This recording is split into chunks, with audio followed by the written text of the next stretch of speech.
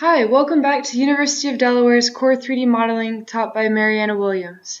I just want to briefly go over some of the ways that we've used texture mapping and that we've applied textures to basic primitives. And then I just want to go over some things that we covered in the last class regarding becoming a little bit more specific with our UVW mapping so that we can create more custom effects for, say, characters.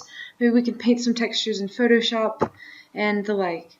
So I'm just going to go ahead and get into it. You see we've got these three boxes here.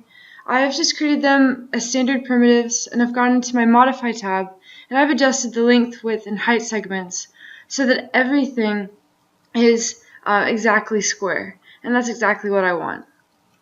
So I've got that. I'm just going to press M for my material editor, and if you remember from class, we were working. I first want to check my renderer. You'll have to excuse me a bit because this is the 2016 version. I'm going to switch from scanline to mental ray.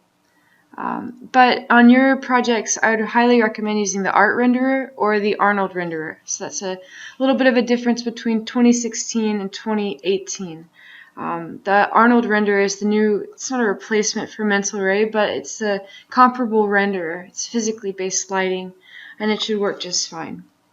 So opening up M for materials, you see I've got, I'm just going to put in a standard material. You should find the same thing in your material editor, either under scanline or the art renderer. And we're going to be working with the diffuse channel, that bump channel here, as well as the specular channel. And if you remember from class, the diffuse color, you can think of that as reflecting when a light particle hits an object. We're going to think about the diffuse channel as the color properties and the material properties of that object. So it would be your straight color and maybe how shiny basically something is. Specularity, we're going to create a map for this which allows us to control the reflectivity even more. And the bump channel, which is going to allow us to give some texture and some dimension to the surface of that object. So I'm just going to go and double click this, and this will be, if I click on my diffuse channel, we had created some assets in Photoshop during class. I'm just going to use this and map a bitmap. I'm just going to use this create diffuse channel. Let me double check if I've got any other items here.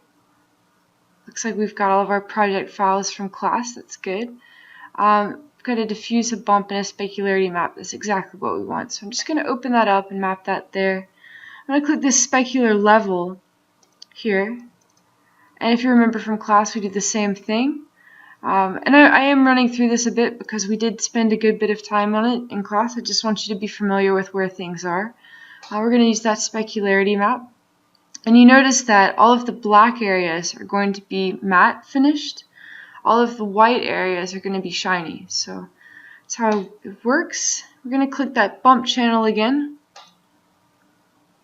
Just briefly. Same thing, same process. Creating that bitmap. And this bump map here is simply a grayscale image of our diffuse that we've created. And we're importing all of these as JPEGs onto our standard material.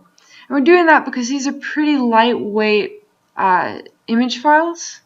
Looks like we might need to rescale a little bit. It's not quite showing up yet, but we're going to map, we're stacking these, controlling the texture, the reflectivity, and the color, the base color of our object.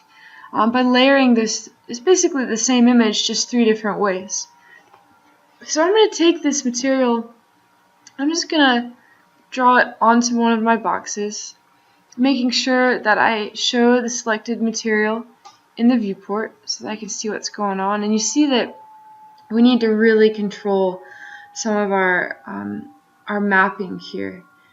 If I look at it, let's see if we can do it straight from, I'm clicking this bitmap here, see if we can uncheck real world scale, see if that changes anything. No. Sometimes you're able to adjust the scale. It looks like a face mapping has been applied here, so I'm actually going to add a modifier to this box to have a little bit more control over it. So I'm going to go in here and add a UVW map. This is really the most basic way that we can control texturing. You see, we've got already the edges and the sides of this have changed a bit. So it looks like we want to unclick that real world map size. So when I did it in the material editor right here, it didn't seem to do anything for us. That's because in the material editor, this is really, we're working now with a ratio tiling of 1 to 1. If we click real world scale, that size, we can affect that size in real world dimensions. So if you know your photo is a certain dimension, you might also create a box that corresponds to that. But for now, just a ratio is fine when this is tiling. And we know that when we went into this UVW map modifier, by unchecking real world map size, we're now able to work on a ratio. So you see, I've got this planar mapping applied to the box. I can use my my move. Oops, I need to hit this gizmo if you remember from class. But we can move, rotate that gizmo around.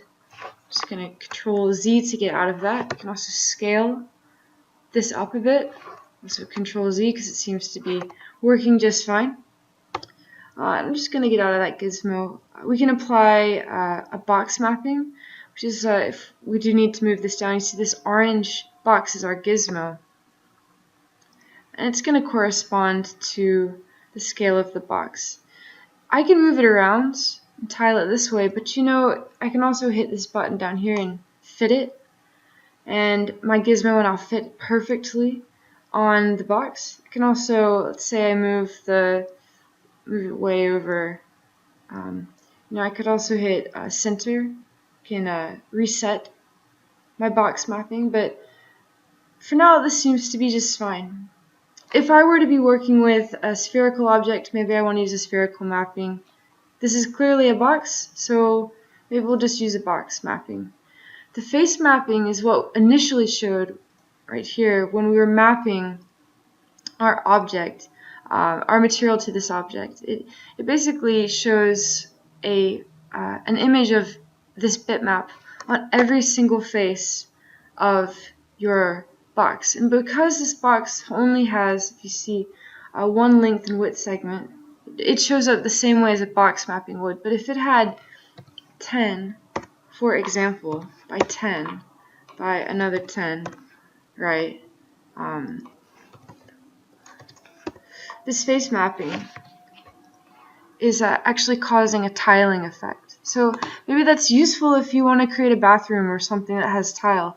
But for now, why don't we just stick with the box mapping?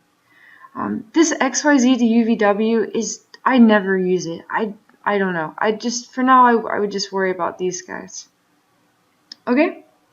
So that's the first way we covered in class. I'm going to get out of this by clicking the UVW map. And we also reviewed something about a multi-sub-object material. Another way to do this, if I just grab, let's see, multi-sub-object out here, you notice that I'm just actually going to map this to my second box just by clicking in here so that we can kind of get a real time for how this material is working. So if I click on this material, I can say I'll make this box red and blue, right? We have all these different channels, and each of these represents a different material that we can create and apply a mapping channel and sort of assign an ID number to each different face of this box. So we could say this face here is going to be ID number 1, and it's going to have the material from number 1 on this face. We could say this face here has an ID of number 2. So we could apply that material to here. So I'm just going to show you how we do that. I'm only going to be working with 2 materials here, so I'm actually going to use this delete button, have this selected, to just delete the excess materials from my multi-sub object because I don't need them, and why not keep things simple? So I'm just going to take a standard material and link it into channel 1. Okay, I'm going to take, you see immediately my preview has changed and this material is shown up in channel 1. Do the same thing, take a standard material, put this into channel 2. And I'm going to go in to the diffuse, which you remember is our basic color, this channel here. Click on my diffuse, and I'm just going to make this bright red. Go into my second material, clicking on the diffuse channel as well. You can also see it here. And I'm going to make this guy more of a blue, right? So I'll make it a red and blue. It's just straight up box, make it really annoying. And I'm just going to map this onto this box. You see the whole box, if I just toggle around here, we've linked this correctly. It has 2 materials, but we've already mapped some faces to this. This is great. Let's see why that happened, maybe explain it a little bit better. So if I go into this box here, and I just right click and I convert it to an editable poly, right? And I select the face. I can see that this face here, if I scroll all the way, excuse me, if I sort of scroll down, in my mapping channel, this is a set ID of number 3, because it's face side number 3, but I can actually set this to number 2. I can also set, which is my blue material. I'll say, we want all of the sides that are red to be number 1. So I'll keep that one as 1. Set this one to number 2 to turn it blue.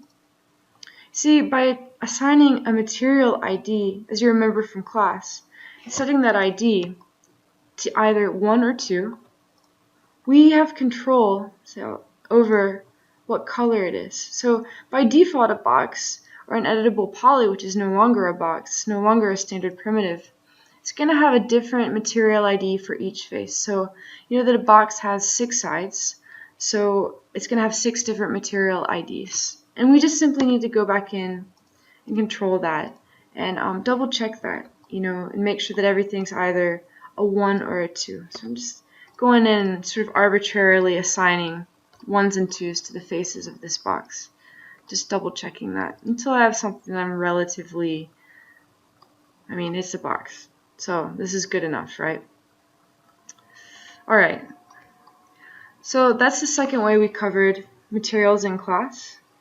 Third way, and this is a speed review because we've gone over quite a bit of it and I want to spend most of our time on the texture mapping itself. But if I go back to my material channel, a third way that we were able to control the box and the mapping of material onto the box is by doing something called a UVW unwrap. And this is, we're going to do it first with a box because it's probably, it's an easy way to get the concept down so that when you go and work with more advanced, polygons and more advanced characters, you'll have the basics down and you'll be able to apply the same tools to any object. It simply becomes a matter of thinking about how the object is built and finding the correct seams so that you can hide that texture mapping and really create a convincing effect.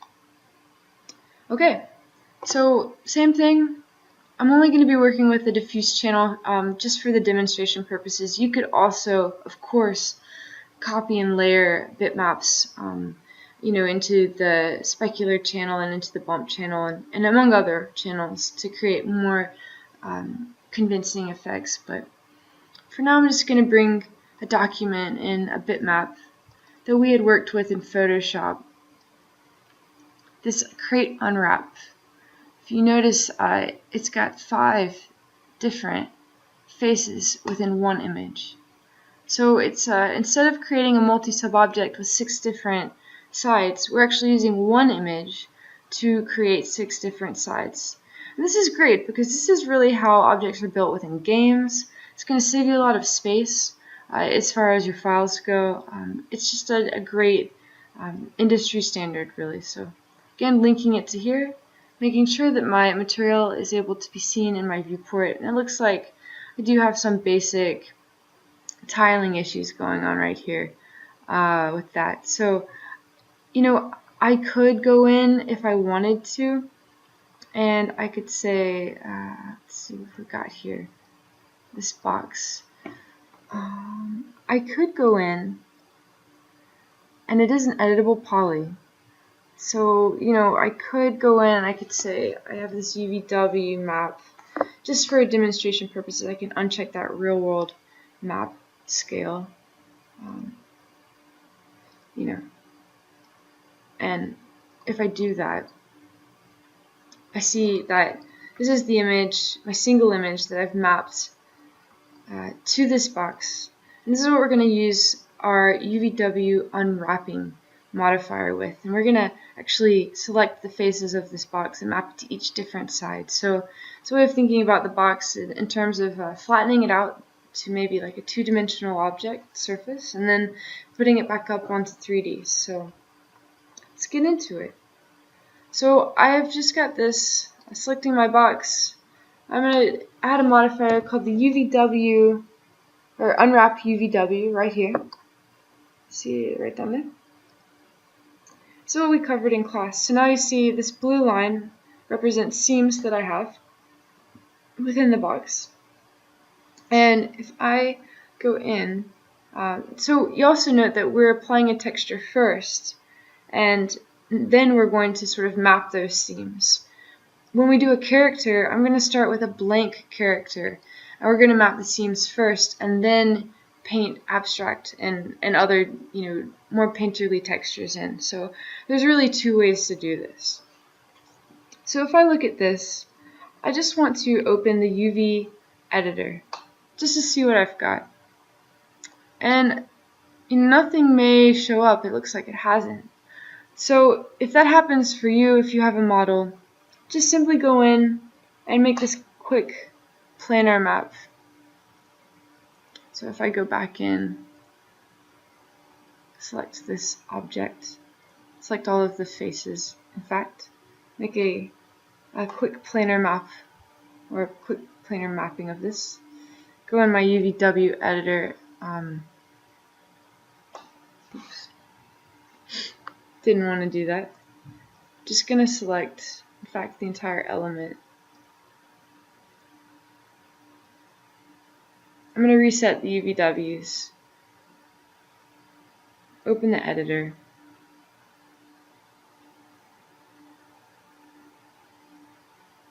I'm going to display the quick planar map.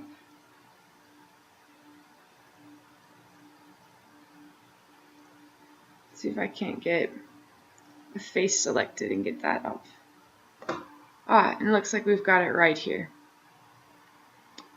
So sometimes when I'm doing it that way, you kind of, it looks like nothing's there, but that's because I haven't, that quick planar map basically creates a planar map or a two-dimensional representation of all of the sides of this box stacked on top of each other. So if I go in here, instead of looking at a checkerboard pattern, why don't we look at our map itself?